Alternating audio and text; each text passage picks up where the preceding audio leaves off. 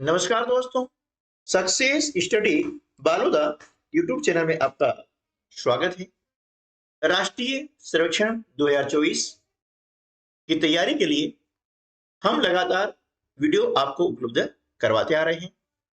उन सारे वीडियो की प्लेलिस्ट इस वीडियो के डिस्क्रिप्शन बॉक्स में दी गई है, वहां से आप उन्हें प्राप्त कर सकते हैं।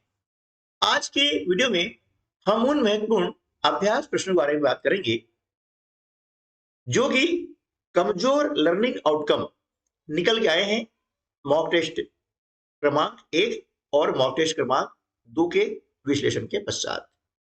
तो आज हम उन लर्निंग आउटकम पर आधारित प्रश्नों का अभ्यास करेंगे। तो आइए शुरू करते हैं हम आज का वीडियो।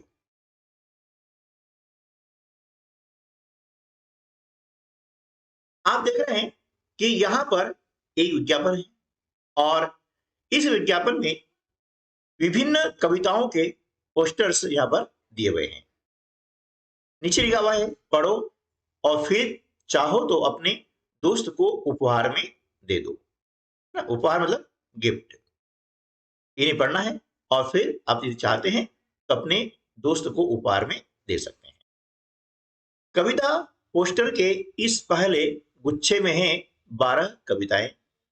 कीमत है केवल 25 रुपए प्रति, यानी एक जो प्रति है इसकी कीमत कितनी है? 25 रुपया है। इन्हें मंगाने के लिए तुम नीचे दिए गए पते पर लिख सकते हो या हमें फोन कर सकते हो, या चाहो तो सीधे ऑनलाइन मंगा लो। प्रकाशन विभाग, NCERT, श्री अरविंदो मार्ग, नई दिल्ली 110016। फोन 011264540502 और वेबसाइट दी हुई है http://ncert.nic.in। ये विज्ञापन है, ठीक है ना। अब इस विज्ञापन पर आधारित जो प्रश्न है ना, उनको हम देखते हैं। पहला प्रश्न है, इस विज्ञापन में किसके बारे में बताया गया है? ए, दोस्तों को बुलाने के बारे में, बी, संपादक को लिखने के बारे में, सी, कविताओं के पोस्टर के बारे में, डी, किताबों को उपहार रूप में दिए जाने के बारे में। यानी ये जो विज्ञापन है वह किस बारे में है, किस बाबत है। तो देखिए यहां पर हम देख रहे हैं कि जो हमारा विज्ञापन है ना, वह किसके बारे में है? कविताओं के पोस्टर के बारे में। ठीक है, तो हमारा जो उत्तर है वो क्या हो जाएगा? विकल्प सी, कविताओं के पोस्टर के बारे में। प्रश्न क्रमांक 2, कविताओं के पोस्टर को मंगाने के लिए आप क्या करोगे? ए, व्यक्ति भेजेंगे, बी, फोन करेंगे, सी, कविता भेजेंगे, डी, उपहार भेजेंगे। कविताओं के पोस्टर मंगाने के लिए देखिए हमने यहाँ पर जो विज्ञापन है पढ़ा है कि आप फोन कर सकते हैं, चाहो तो सीधे ऑनलाइन भी मंगा सकते हैं या पते पर लिख सकते हैं। मतलब क्या हुआ कि डाक के द्वारा मंगा सकते हैं, फोन कर सकते हैं या फिर ऑनलाइन कर सकते हैं, है ना, यानी ऑनलाइन से मंगा सकते हैं। तो यहां पर देख रहे हैं कि यहाँ ऑप्शन क्या आ रहा है? फोन करने का आ रहा है। तो विकल्प भी इस प्रश्न का सही उत्तर होगा। प्रश्न क्रमांक 3, आप कविताओं के एक पोस्टर को कितने रुपए में खरीद सकते हैं? ए, 12 रुपए, बी, 20 रुपए, सी, 25 रुपए, डी, 50 रुपए। अब इसका उत्तर हम कहां देखेंगे?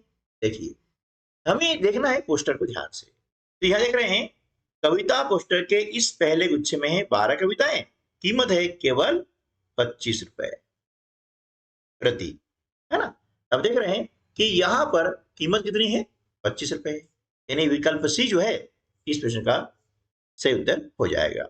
इस प्रकार से प्रश्नों के उत्तर हमें वही मिलेंगे, उसको हमें ध्यान से पढ़ना है।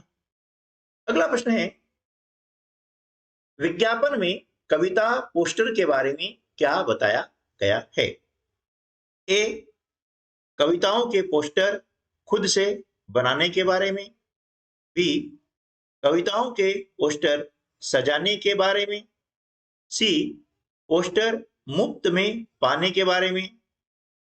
डी, पोस्टर मित्रों को उपहार के रूप में दिए जाने के बारे में। यानी कविता पोस्टर के बारे में क्या बताया गया है? तो देखिए यहाँ पर हम देखेंगे, तो यहाँ पर आप देख रहे हैं कि पढ़ो और फिर चाहो तो अपने दोस्त को उपहार में दे दो। यानी दोस्तों को उपहार के बारे में यह पोस्टर है। यानी विकल्प डी जो है इस प्रश्न का सही उत्तर होगा। प्रश्न 5, निम्नलिखित में से कौन सा शब्द संज्ञा है? ए, दोस्त। बी, उपहार। सी, बुलाना। डी, आदेश। तो अब इनमें से कौन सा शब्द संज्ञा है? तो शब्द चुनने के पहले हमें जानना होगा कि संज्ञा होती क्या है। ठीक है ना? संज्ञा क्या होती है, हम संज्ञा किसे कहते हैं? तो किसी भी व्यक्ति, वस्तु, स्थान के नाम को हम क्या कहते हैं? संज्ञा कहते हैं, है ना? किसी व्यक्ति का नाम हो सकता है, किसी स्थान का नाम हो सकता है, या किसी वस्तु का नाम हो सकता है ना? तो वो क्या कहलाएगी? संख्या। अब यह देख रहे हैं कि यहां पर उपहार है। उपहार मतलब गिफ्ट। आप किसी को गिफ्ट देते हैं, है ना? तो गिफ्ट को हिंदी में कहा जाता है उपहार। तो क्या है? एक वस्तु है, ठीक है ना? एक क्या है? वस्तु है। तो यहां पर जो शब्द आ रहा है वह उपहार शब्द संख्या हो जाएगा। उपहार क्या हो जाएगा? संख्या हो जाएगा। अब बुलाना, ये क्या है? क्रिया है ना? ऐसा। तो आपको जब भी ध्यान रखना है संख्या क्या होती है। किसी भी व्यक्ति, वस्तु या स्थान के नाम को हम संख्या कहते हैं। अब यहां पर एक यह है अनुच्छेद दिया और इस अनुच्छेद को पढ़ करके प्रश्नों के उत्तर हमें देने हैं। ठीक है? अनुच्छेद देखो, हम जितना ध्यान से पढ़ेंगे उतने ही अच्छे हम प्रश्न उत्तर सही तरीके से दे पाएंगे और जल्दी दे पाएंगे।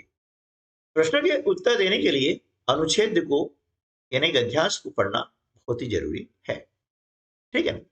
और उसके बाद फिर प्रश्न दे पढ़ेंगे और प्रश्न के बाद में फिर अनुच्छेद देखेंगे कि उसका उत्तर हमें कहां पर मिल रहा है ना? तो चलिए पढ़ लेते हैं। एक बार तेज हवा के कारण एक चींटी तालाब में गिर गई। तेज लहरों के कारण चींटी को तैरने में कठिनाई हो रही थी। तभी आकाश में उड़ रहे एक कबूतर ने उसे देखा। कबूतर ने एक पत्ता उठाकर चींटी के पास पानी में डाल दिया। चींटी उस पत्ते पर चढ़ गई। पत्ता लहरों के साथ तालाब के किनारे आ पहुंचा। चींटी उस पत्ते से उतरकर भूमि पर आ गई। एक दिन कबूतर पेड़ की डाल पर बैठा था। चींटी का बिल पेड़ के पास ही था। उसने देखा एक शिकारी धनुष बाण लेकर आया और उसने कबूतर पर निशाना साधा। चींटी ने कबूतर पर संकट देखकर शिकारी के पास जाकर जोर से उसके पैर में काट लिया। दर्द के कारण शिकारी तड़प गया और उसका निशाना चूक गया। कबूतर की जान बच गई, वह उड़ गया। इसके बाद चींटी और कबूतर अच्छे मित्र बन गए। एक ये अनुच्छेद है। अब इसके आधार पर यहां पर आपको दिए गए हैं प्रश्न। चींटी कहां गिर गई थी? ए, कुएं में। बी, झील में। सी, तालाब में। डी, नदी में। अब प्रश्न क्या है? चींटी कहां गिर गई थी, है ना? तो इसका उत्तर हम क्या करेंगे? अनुच्छेद में पढ़ते हैं, देखते हैं कि चींटी तालाब में गिर गई, है ना? तो इस प्रकार से उत्तर आपको इसी अनुच्छेद में मिल जाएगा। तो कहां गिरी? तालाब में। प्रश्न 7, चींटी की मदद किसने की? ए, शिकारी ने। बी, कौवे ने। सी, मछली ने। डी, कबूतर ने। तो अब देखिए इसके लिए भी हम यह देखेंगे कि कबूतर ने एक पत्ता उठाकर चींटी के पास पानी में डाल दिया, है ना। तो और चींटी उस पत्ते पर चढ़ गई, जिससे क्या हुआ, वो तालाब के किनारे आ गई। यानी मदद किसने की, कबूतर ने की, ठीक है ना। तो यहां पर सही उत्तर हो जाएगा विकल्प डी, कबूतर ने। प्रश्न 8 है, निम्नलिखित में मित्र का विलोम शब्द क्या है। विलोम शब्द यानी उल्टे अर्थ वाला शब्द, जिसे हम कहते हैं विपरीत अर्थी शब्द या विरुद्धार्थी शब्द, जिसका अर्थ क्या होता है, उल्टा होता है। तो मित्र का जो विलोम शब्द होता है वो क्या होता है, शत्रु, ठीक है ना। मित्र का विलोम शब्द क्या होगा, शत्रु। प्रश्न 9, चींटी किनारे तक कैसे आई। ए, नाव में चढ़कर, बी, कबूतर पर बैठकर, सी, स्वयं तैरकर, डी, पत्ते पर चढ़कर। अभी हमने देखा था अनुच्छेद में कि चींटी उस पत्ते पर चढ़ गई, है ना, और तालाब के किनारे आ गई, ठीक है ना। इस प्रकार से हम यहां पर देख सकते हैं कि विकल्प डी इस प्रश्न का सही उत्तर आ जाएगा कि पत्ते पर चढ़कर वह किनारे तक आई। प्रश्न क्रमांक 10, चींटी ने शिकारी को क्यों काटा। चींटी ने शिकारी को क्यों काटा। ए, चींटी को शिकारी से डर लग रहा था, बी, शिकारी चींटी को मारना चाहता था, सी, चींटी कबूतर का उपकार चुकाना चाहती थी, डी, चींटी को कबूतर से बदला लेना था। तो देखिए चींटी ने शिकारी क्यों काटा, क्योंकि चींटी जो है कबूतर का उपकार चुकाना चाहती थी, क्योंकि शिकारी क्या है, उसे मारना चाह रहा था, है ना। चींटी ने जैसे काटा तो क्या हुआ, शिकारी अपना निशाना चूक गया और कबूतर की जान बच गई, है ना। इस प्रकार से इस प्रश्न उत्तर क्या हो जाएगा, विकल्प सी। ठीक है दोस्तों, तो आज की वीडियो में बस इतना ही, मिलते हैं अगले वीडियो में, तब तक के लिए नमस्कार, जय हिंद।